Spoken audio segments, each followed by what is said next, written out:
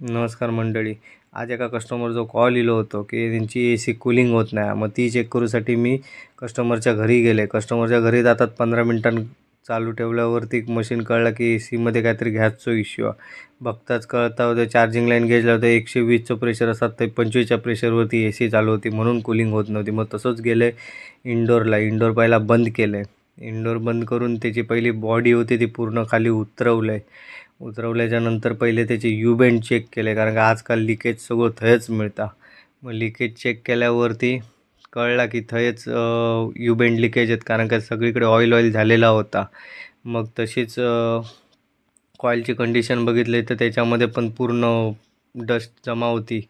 मग तसंच मी ते का उतरवून घेतलं आहे पहिला आणि बाहेर जाऊन जेट पंपचा कनेक्शन करून घेतलं आहे. जेट पंपचा कनेक्शन केलं आहे. प्रेशर पंपने पहिले सगळ्या पार्ट वेगवेगळे करून ठेवलं आहे. त्याच्यानंतर मग पहिल्या दोघांका सर्व्हिसिंग करून घेतलं आहे.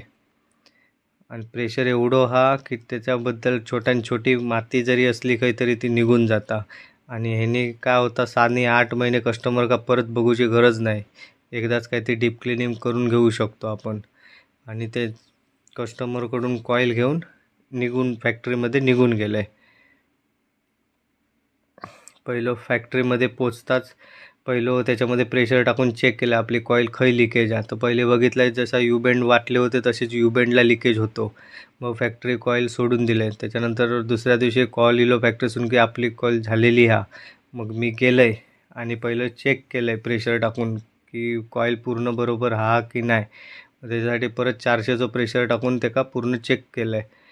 तर त्याच्यामध्ये तर कॉईल आपली बरोबर होती. जेवढे बेंड लिकेज होते तेवढे याच्यामध्ये नवीन रिप्लेसमेंट टाकून मग मी परत कस्टमरच्या घरी निघून गेलं आहे. कस्टमरच्या घरी पोचलं आहे. त्याच्यानंतर बॉडीमध्ये फिटिंग केलं आहे आणि तसंच बाहेर येऊन परत कॉम्प्रेसर मधून त्याच्यामध्ये एअर पास केलं आहे. का जिकडे आपण युनियन फिटिंग करतो AC फिटिंग ते परतचे वॉल चेक करूचे नाही तर परत कस्टमर गॅस जाणार आणि कस्टमरच्या खिशातून पैसे जाणार. मग ते एकदा काय करून जेवढं प्रेशर भरलेलं होतं तेवढं सगळं परत उडवून त्याच्यामध्ये वॅक्यूम करूचं लागता आणि मग पूर्ण नवीन गॅस रिफिल करूचं लागता. मग ती प्रोसेस झाली आणि मग परत AC पूर्ण फिटिंग झालेली आहे आपली.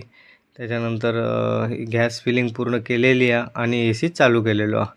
आता बघा आपलं प्रेशर 120 ते 130च्या मध्ये बरोबर चालतं आणि रिटर्नमध्ये पण चांगली थंड इलेली आहे आणि त्याच्यात आपली गरम हवा पण चांगली मारतं त्याच्यामध्ये त्याच्यामुळे आपल्याला आता समजू शकतो आपण की आपलं AC प्रॉपर वर्क करता.